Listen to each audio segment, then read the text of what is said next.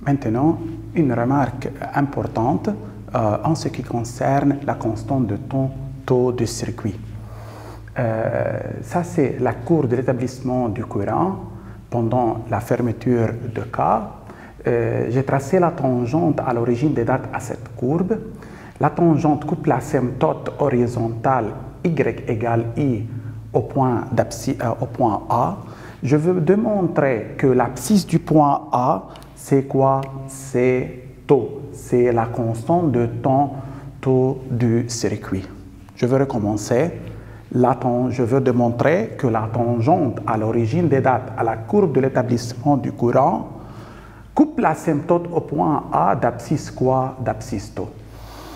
Comment je veux faire ça? Tout d'abord, je veux trouver l'équation de cette tangente. C'est l'équation d'une droite passant par l'origine des dates. Donc, c'est I égale pente fois T. C'est comme Y égale AX. A est la pente. Quelle est la pente de cette tangente? C'est la dérivée de I par rapport au temps, mais à quelle date T égale à 0? On a trouvé que c'est I sur taux. Donc, l'équation de la tangente, c'est I égale pente, c'est I sur taux fois quoi? Fois T. Ça, c'est la pente de la tangente. Maintenant, comment je peux démontrer que l'abscisse du point A, c'est taux? Quelle est l'équation maintenant de l'asymptote, de cette asymptote? L'équation de l'asymptote, c'est tout simplement I égale I.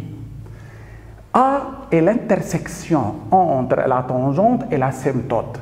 Comment on fait ça? On met I égale I et par suite I sur taux fois T égale I.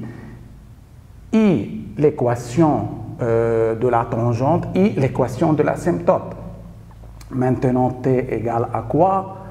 I taux sur I. En simplifiant par I, on obtient T égale taux. Ça, c'est quoi? Ça, c'est l'abscisse du point A, TA. L'abscisse du point A égale taux.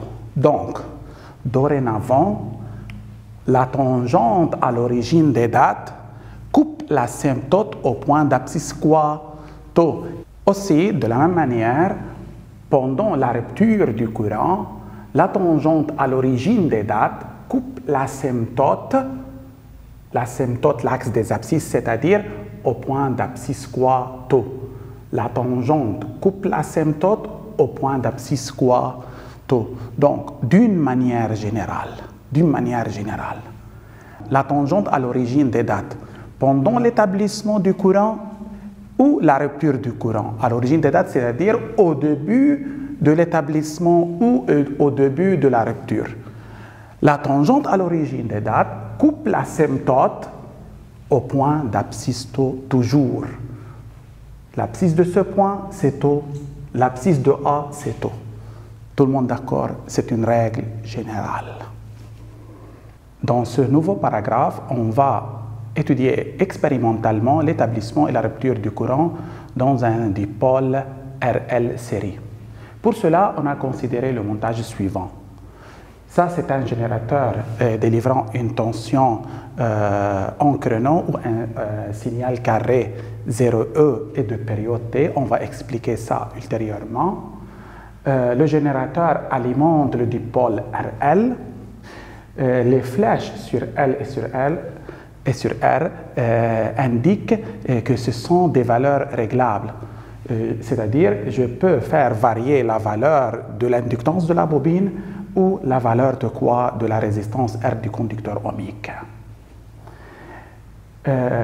Le circuit est branché à un oscilloscope qui visualise la tension UAM sur la voie 1, c'est la tension du générateur, et la tension UBM sur la voie 2, c'est la tension aux bornes du conducteur ohmique. Ça, c'est la tension délivrée par quoi? Par le générateur. Le générateur délivre une tension UAM UAM en fonction du temps varie selon ce graphique. Que signifie signal carré 0E de période T? Pendant une demi-période, la valeur de la tension délivrée par le générateur est constante, est égale à quoi? Égale à E. Pendant la demi-période suivante, la tension au bord, la tension du générateur est nulle. Pendant la demi-période aussi suivante, c'est-à-dire entre l'intervalle de temps T3, T sur 2, le générateur délivre à nouveau une tension constante égale aussi à quoi? À E. Pendant la première demi-période, la tension du générateur est constante égale à E. Pendant la deuxième, elle est quoi? Nulle. J'ai représenté ici un générateur de force électromotrice E, et ici un fil de connexion. C'est-à-dire, pendant cet intervalle de temps, je peux considérer le générateur comme une pile qui délivre une tension égale à sa force électromotrice. Dans l'intervalle suivant, le générateur est équivalent à quoi? À un fil de connexion. C'est-à-dire, dans cet intervalle de temps, le générateur est équivalent à un fil de connexion sur le cas de rupture du courant. Dans cet intervalle de temps, le générateur est équivalent à une pile de force électromotrice E, c'est-à-dire c'est le cas de l'établissement du courant. Tout le monde d'accord? Maintenant, on a résumé ça ici. L'oscilloscope visualise toujours U entrée masse. Remarquons, ça c'est entrée, ça c'est entrée, ça c'est la masse. Dans l'oscilloscope, on a toujours une seule masse et deux entrées. La masse doit être commune entre les tensions visualisées. Si je veux visualiser la tension aux bornes du générateur, UAM. Celle aux bornes du conducteur ohmique, c'est UBM. Donc, je veux mettre M sur la masse. On a une seule masse et deux quoi? Deux entrées. Ça, c'est la tension UAM aux bornes du générateur. Ça, c'est la tension aux bornes du conducteur ohmique. Le point commun entre ces deux tensions, c'est M. Donc, je relie M à la masse. Les autres points sont reliés aux entrées. Maintenant, une remarque très importante. UBM égale RI. R est une constante positive. UBM, c'est dans le sens positif choisi. UBM égale RI. UBM et I sont proportionnels et varient dans le même sens, c'est-à-dire si UBM croît, alors I croît. Si UBM est nul, I est nul. Si UBM passe par un maximum, I passe par un maximum. Qu'est-ce qu'on dit? On dit que UBM est l'image de quoi? De I. Pourquoi ça c'est intéressant? L'oscilloscope ne peut pas visualiser l'intensité du courant, il visualise une tension. Pour cela, pour savoir comment varie l'intensité du courant dans le circuit, on s'intéresse à la tension UBM. UBM, la tension aux bornes du conducteur ohmique, car le conducteur ohmique produit une tension proportionnelle à l'intensité du courant ou varie dans le même sens de l'intensité du courant à cause de quoi? De la loi d'Ohm. UBM égale RI. UBM est l'image de I, c'est-à-dire UBM varie dans le même sens que I, ou UBM et I ont le même sens de variation. Maintenant, l'établissement ou la rupture du courant sont complètes quand T sur 2 supérieur à 5 taux. On sait que le courant s'établit complètement après une durée 5 taux, c'est-à-dire il faut que cette durée pendant que le générateur délivre une tension constante soit supérieure à quoi? À 5 taux pour que le courant atteigne son régime permanent. Sinon, si cette demi-période est inférieure à 5 taux, le courant n'atteint pas sa valeur limite ou son régime permanent. Tout le monde d'accord? Donc, pour que le courant s'établisse complètement, je veux lui donner une durée égale à quoi? à 5 taux. Donc, ça c'est pour l'établissement du courant. Cette durée doit être quoi? Au minimum 5 taux. Tout le monde d'accord? Au minimum. Cette durée doit être au minimum égale 5 taux. Si cette durée qui est égale à T sur 2 est supérieure à 5 taux, immédiatement le courant s'établit complètement. Et c'est le même cas dans la rupture du courant. Tout le monde d'accord? Tout le monde d'accord jusqu'à maintenant? Maintenant, allons-y pour faire l'expérience. Maintenant, on va faire l'expérience concernant l'établissement et la rupture du courant. Ça, c'est le générateur qui délivre une tension périodique, sinusoïdale, triangulaire et un signal carré. Ça, c'est l'oscilloscope. Ça, c'est le colonne de l'oscilloscope. Ça, c'est la voie 1 de l'oscilloscope. Ça, c'est la voie 2 de l'oscilloscope. Ça, c'est une boîte d'inductance réglable. Ça, c'est une boîte pour les conducteurs ohmiques de résistance quoi réglables. Maintenant, je veux réaliser le montage électrique qui sert à étudier l'établissement et la rupture du courant électrique dans un dipôle RL série, soumis à un signal quoi carré. Tout d'abord, je veux réaliser le dipôle RL série. Je veux utiliser cette bobine avec ce conducteur ohmique. L'extrémité de la bobine est reliée à l'origine de quoi? Du conducteur ohmique. Les deux autres extrémités de la bobine et du conducteur ohmique sont reliées au quoi? Au générateur.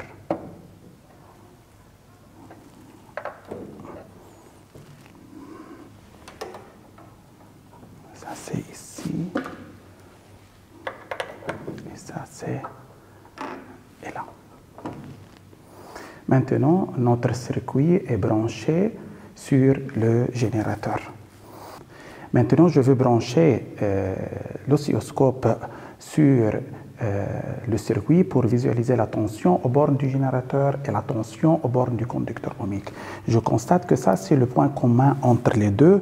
Ce point est mis sur la masse. Maintenant, remarquons bien, ça c'est le fil de la voie 1, ça c'est l'entrée, ça c'est la masse. Entrée, masse. L'entrée, c'est ici, la masse est sur le point commun entre le générateur et le conducteur ohmique. Maintenant ça, la masse est sur le point commun, remarquons bien, ça c'est la tension aux bornes du conducteur ohmique, ça c'est la tension aux bornes du générateur. Tout le monde d'accord? Remarquons, la masse de chaque voie est reliée à un point commun. Puisque je veux visualiser cette tension et cette tension, le point commun entre ces deux tensions est sur ce fil, alors les masses sont reliées aux extrémités de ce fil. Maintenant, en déclenchant le générateur, il délivre un signal carré de fréquence 384 Hz. Ce sont les oscillogrammes visualisés sur l'oscilloscope. Sur la voie 1, on observe la tension du générateur. C'est un signal carré. Elle est nulle ici et possède une certaine valeur constante là. Nulle ici et possède une certaine valeur constante là ou là. C'est un signal carré. Remarquons bien, ça c'est la tension visualisée par l'oscilloscope sur la voie 2, c'est-à-dire c'est la tension aux bornes du conducteur ohmique qui est l'image de I. On voit nettement l'établissement du courant et la rupture du courant.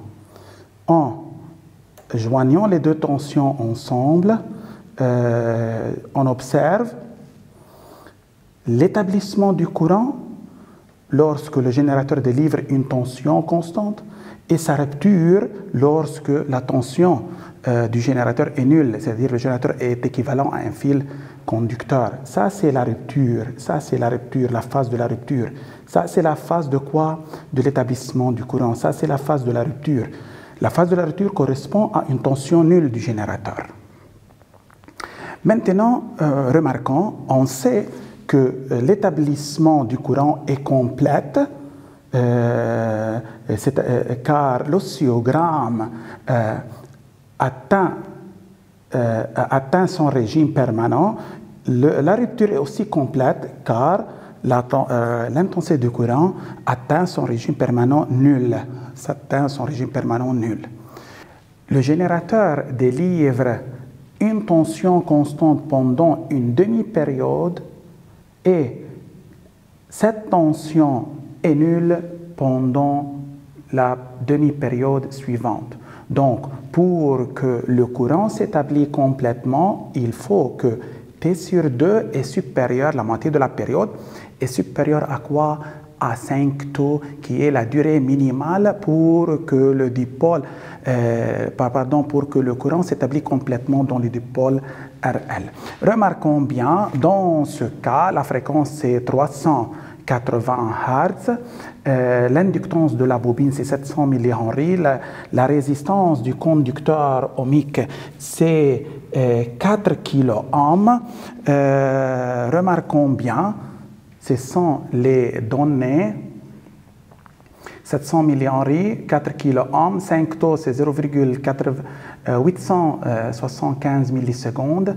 La demi-période de générateur, c'est 1 sur 2F, c'est 1,32 millisecondes. On voit clairement que la demi-période est supérieure à 5 taux. Pour cela, l'établissement du courant et la rupture sont complètes. Maintenant, je veux changer l'inductance de la bobine, par exemple à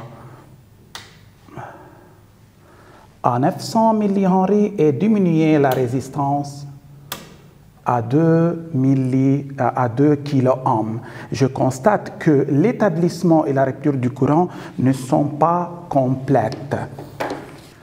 Maintenant, regardons bien.